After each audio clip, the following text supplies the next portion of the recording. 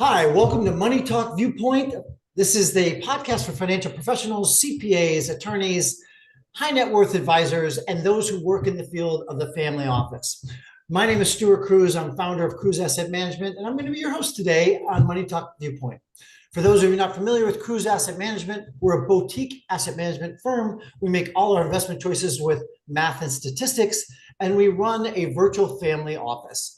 And what that means is we're a team-based approach to managing wealth.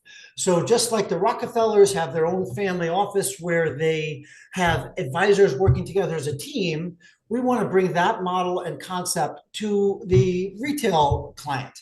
Most times the retail client sits in the middle of all their advisors and has to be the interpreter, and we don't think that's the best solution. So as a fiduciary, in order to provide the best alternative investment advice for my clients, I think the experts have to work together on a team. And that brings me to our guest, Bill Himmelstein. It's great to have you on the show. Bill, I'm going to introduce you a little bit here. You are the CEO of a Tenant Advisory Group, and on your LinkedIn profile, this number really stood out to me. It said you save your clients an average of $15,000 per employee in leasing costs and over 20% in purchasing price. Now, to me, that's a mind-blowing and astounding number, and I'm going to get back to that in a second. But before I get there, I just want to say you are like the premier networker in Chicago. You are absolutely everywhere. Fundraiser, golf outings, whatever, boat parties. I see you all over the place. And it looks like you're living your best life and exhausted at the same time. Well, first of all, thank you so much for having me, Stuart. It's always a pleasure to see you. I will not lie. I have a lot of fun. I enjoy my life. But the biggest key on these events is who I'm surrounding myself with, right? I'm always with potential clients and COIs and just really about the quality of people that I'm spending my time with. And I just, people do say, wow, do you ever have any time for your family? And the interesting thing is that, my new marketing person that I brought on a few years ago, she's the one that really taught me how imperative it was to get the photos out there and make these posts. And so while I only go out probably not even once a week, it looks like I'm out there all the time because our posts come out about once a week or so. And so, no, I get to be with my family a tremendous amount, which is wonderful. That's really the goal at the end of the day. But when I do take time away from them, I've got to make sure that it's productive. So yeah, it looks like I'm having fun. And yes, I am enjoying myself and having a great deal of fun. But it's really all about surrounding myself with the right people, making sure I can give them some memorable experiences, and it's still ultimately about growing Tenant Advisory Group in the long term. Yep, absolutely. And we're going to get to that in a second. I got one more sidebar. So you're a graduate of Washington University in St. Louis. And I noticed on your profile, you're intramural champion in ping pong, which I love to play, and arm wrestling. Two events that I would not associate championship people. And you and I have met multiple times in person, and you are not a huge guy. Like you're not a arm wrestling, burly, blah kind of guy. So tell me how you became arm wrestling champ. Well, I'm going to say thank you to weight classes. It's just like in regular wrestling, the 100 at the time I was probably 130, 140 pounds. Thankfully, I did not have to go up against the heavyweights, but I was able to do pretty well in my weight class. And I will have a caveat to the ping pong championship.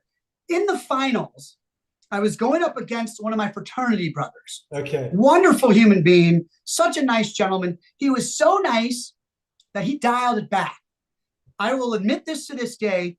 He is a much better ping pong player than I was. He had beaten me every time we had played leading up to that finals matchup in the intramurals. He dialed it back to be nice. I ended up taking advantage of it. I got the win, and I refused to play him ever again because I knew he's a better ping pong player, but he was being nice to me, and he kind of let up a little bit, and then he couldn't recover after I surged ahead. So I got lucky there. My fraternity brother was just being a good big brother to me, and so that's how I took the ping pong championships that year. Were there some betting odds? Maybe he put his money on you. You had the better odds, and he just like you that know, Tyson Jake sometimes fight. you eat the bar, sometimes the bar eats you. I got lucky that day, but you know, the arm wrestling, I was doing well for my weight class. Thankfully, I didn't have to go up against the big boys, or else I would have been crushed. Well, you definitely look like you're shape and strong. I was just picturing, like this big, really, knocking it down. So let's jump into I'm intrigued well, let's talk to you about your CEO and tenant advisory group. Like, what inspired you to start this venture? Let's start there first. You know, that's a really good question, Stuart. It was really about the lack of values that I saw the firms that I was working at. And it's not that they were bad people, but they were very focused on, the mantra at all the firms was get hired on the deal, close the deal, get paid on the deal, move on to the next deal. Yeah.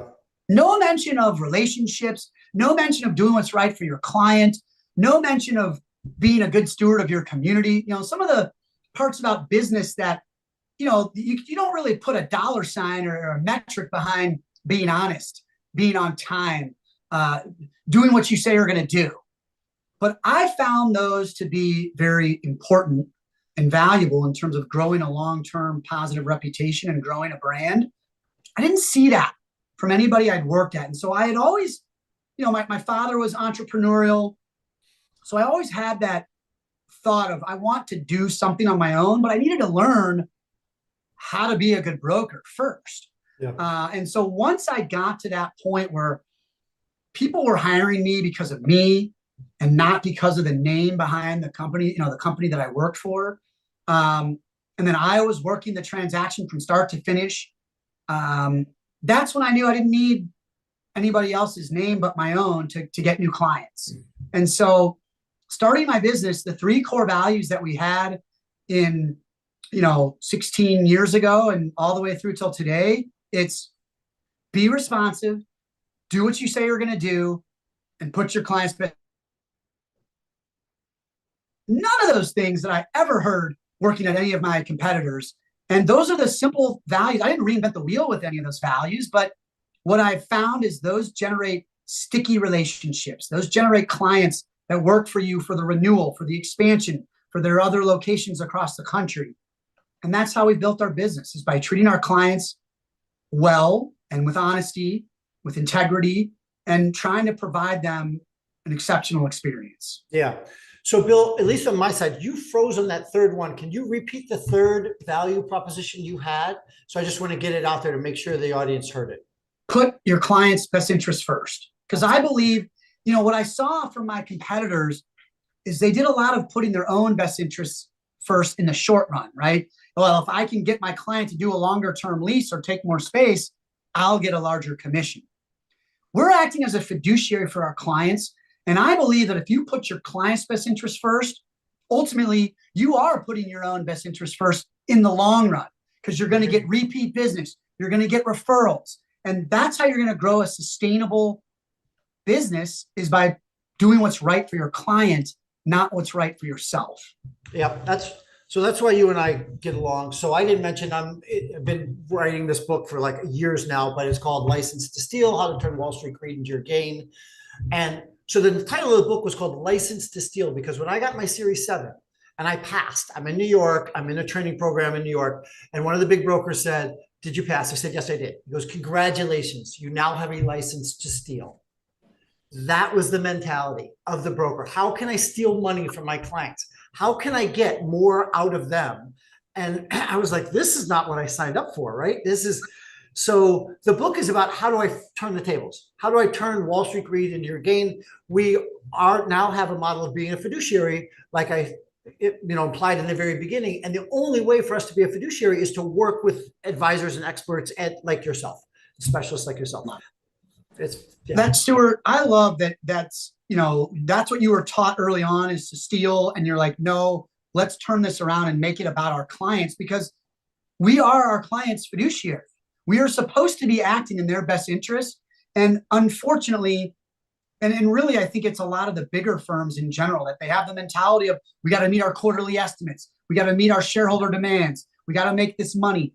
And look, you and I are in business to make money as well, but we believe there's a different way of doing it, which is uplifting those along the way, bringing those in our community along with us. As we enjoy success, our clients enjoy success as well.